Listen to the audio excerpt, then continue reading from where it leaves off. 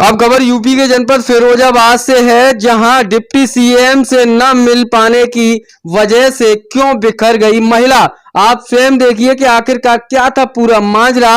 और उत्तर प्रदेश के जनपद फिरोजाबाद में मेडिकल कॉलेज की बात करें तो वहीं अगर कहें 2021 में ऑपरेशन हुआ इस महिला का, उसके बाद महिला को दिक्कत होने लगी, जिससे उसके पेट में दर्द होने लगा। और महिला की मां ने तो डॉक्टरों ने उसके पेट में कॉटन छोड़ दी, जिसकी शिकायत को लेकर महिला ने डिप्टी सीएम से अपनी गुहार लगानी चाही, मगर महिला डिप्टी सीएम तक नहीं पहुंच पाई।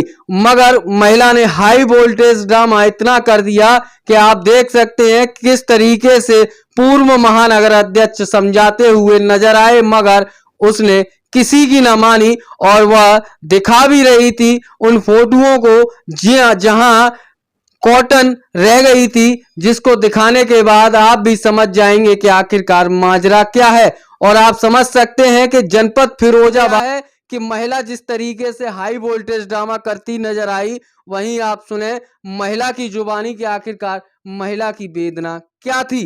आप स्वयं देखिए हमारे संवाददाता रवि वशिष्ठ की इस खास रिपोर्ट में।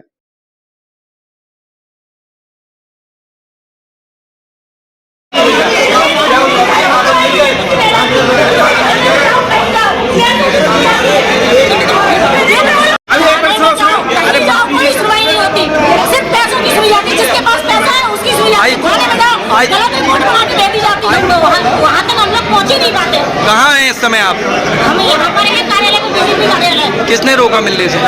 सब लोग उठते हैं, यहाँ पे जो खड़े रहते हैं घर पर। समस्या क्या है आपकी? समस्या ये है, मतलब महिलाएं इतनी पीड़ित है यहाँ पर, किसी भी प्रकार से कहीं पर भी कोई सुनवाई नहीं होती। अगर थाने में जाते हैं तो उनके खिलाफ 107-16 लगा दी जाती है, और उसके बावजूद जब भी वो आवाज उठाने की कोशिश करती है उसे दबाया जाता है। हम खुद पीड़ित है इस चीज से, परिवार का मैटर है, कहीं कोई सुनवाई नहीं। मारते हैं लोग, पीटते हैं, थाने में भी नहीं जाते। ये महिला ये भी पीड़ित होगी हमारी तरह, और महिला जिस तरह से महिला और पीड़ित है ऐसे, ये पीड़ित कहीं कोई सुनवाई नहीं है। क्या नाम है आपका? सर मेरा नाम अंकिता भारद्वाज है। क्या मामला हुआ है आपके साथ? मेरा 22 फरवरी 2021 को सरकारी अस्पताल फिरोजाबाद में सी सेक्शन से डिलीवरी हुई थी, जिसमें मेरी बेटी हुई। बेटी आपके सामने है। जब बेटी हुई थी तब उस समय डॉक्टर ने पूरी टीम ने मेरा ऑपरेशन किया था, जिसमें डॉक्टर दिव्या थी, डॉक्टर कनप्रिया थी और ओटी टेक्नीशियन मानसी, और उसके अलावा और भी लोग थे। लेकिन जब वो ऑपरेशन हुआ तो मैंने डॉक्टर कनप्रिया से पहले मिली थी, उन्हीं ने मुझे एडमिट किया जब वो ऑपरेशन होना था उस दिन। तो ऑपरेशन के दौरान उन्होंने एक मिस्टेक कर दी, तो उन्होंने उसमें सर्जिकल स्पंज छोड़ दिया, जिसके बारे में मुझे उस समय तो ज्ञात नहीं था। 3 महीने बाद मुझे पता चला। उन 3 महीने भी मैं बहुत मुश्किल से रही, लगातार मुझे पेट में दर्द होता रहा, पेट में मवाद पड़ गया। मवाद पड़ने की वजह से जो टाँके लगे हुए थे वो एक जगह से खुल गए, छेद सा हो गया पेट में, वो मवाद बहने लगा पूरा, मतलब गंदगी हो गई थी तो वो बहने लगा। एकदम से मैं डर गई, तो सब लोग मुझे अचानक से सरकारी अस्पताल ले गए, क्योंकि उस समय कोरोना का टाइम चल रहा था और कोई डॉक्टर देख नहीं रहा था। तो सरकारी अस्पताल ही हमें ऑप्शन मिला, और मेरा जब ऑपरेशन ही हुआ था तो दिखाना वहीं था।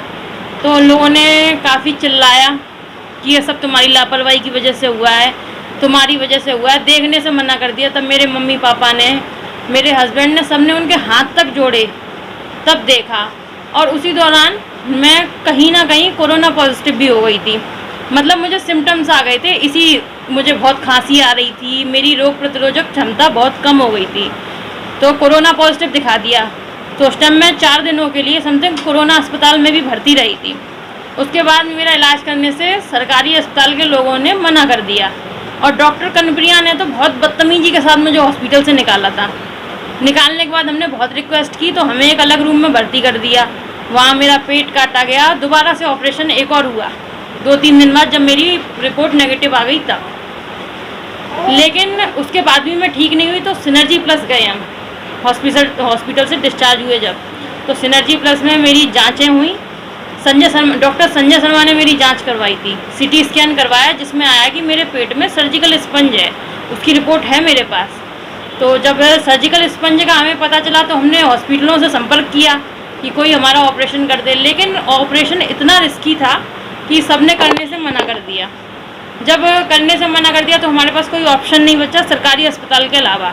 तो फिर हम सरकारी अस्पताल गए, वहाँ हमने ऑपरेशन करने को कहा तो डॉक्टर कनप्रिया की उपस्थिति में ही वो भी ऑपरेशन हुआ, क्योंकि उनको पता था, उनने मिस्टेक कहा कि सारे डॉक्टरों ने कहा कि उनकी उपस्थिति में ही ऑपरेशन हो सकता है, तब जाके ये ऑपरेशन हुआ। वो आने को तैयार नहीं थी, तो उनसे रिक्वेस्ट की, हाथ जोड़े, तब वो आई। जब वो आ गई, ऑपरेशन हो गया मेरा। तो उस दौरान उस ऑपरेशन में 31 मई को हुआ जो ऑपरेशन, उसमें मेरी आंत काटी गई 1.5 मीटर तक, और मेरा जो पॉटी का रास्ता था पेट से बना दिया। वो भी ऑपरेशन पूरी तरीके से ठीक नहीं हुआ था, सक्सेसफुल नहीं था। 18 दिन मैं वहाँ भर्ती रही। जो आंत मेरी काटी थी उसकी कोई जांच नहीं करवाई गई, कहाँ गई वो आंत पता नहीं है। जिन डॉक्टरों ने काटी उन्होंने कुछ नहीं बताया उस आंत के बारे में, और ऑपरेशन के बीच में बताया था कि आंत काटनी है। तो सबको डिसीजन एकदम लेना पड़ा। 18 दिन में भी मैं यहाँ ठीक नहीं हुई, तो 18 जून को यहाँ से मुझे KGMU रेफ़र किया गया, जो लखनऊ में है KGMU, वहाँ रेफ़र किया गया। तो वहाँ मेरा ट्रीटमेंट हुआ, मतलब फिर से मेरा पेट खोला गया और सब कुछ ठीक किया गया। वहाँ भी काफ़ी दिन भर्ती रही।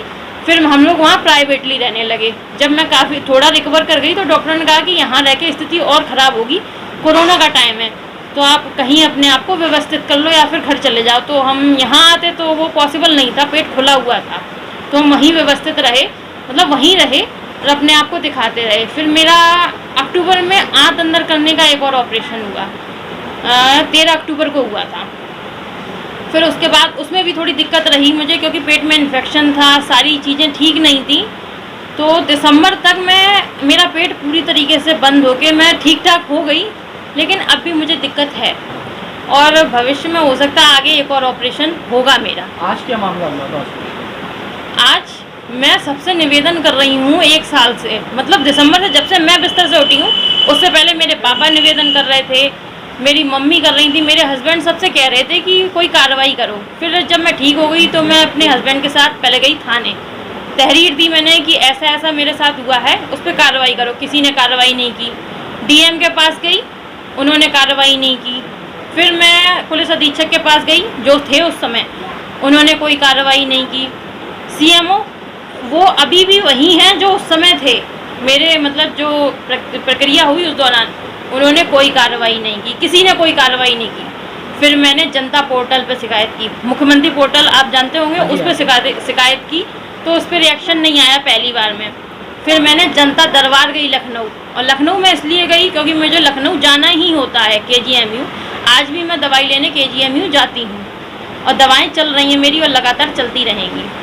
तो वहाँ पे कोई कार्रवाई नहीं। वहाँ से जब जनता दरबार से एक कागज़ आता है, जांच होती है, डॉक्टर हंसराज ACMO वो जांच करते हैं, बहुत टाइम में जांच करते हैं, करीबन मई तक उनकी मेरे पास जांच आ पाई पूरी तरीके से। मुझे पूरी तरीके से मई में थोड़ा पता चला कि वो जांच भी सही तरीके से नहीं है, लेकिन फिर भी उसमें ये तो स्पष्ट है ही कि मेरे पेट में सर्जिकल स्पंज था, और ये एक बहुत बड़ी गलती है जिसको डॉक्टरों ने भी खुद स्वीकारा है, उसके एविडेंस हैं मेरे पास।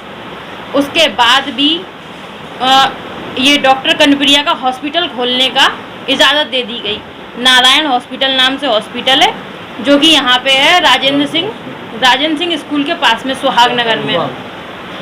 तो मेरा ये कहना था कि जब व्यक्ति पूरी तरीके से दोषी पाया गया तो आपने उसका रजिस्ट्रेशन कैसे कर दिया आगे। तो मैंने और बात की कि इन लोगों पे कार्रवाई होनी चाहिए।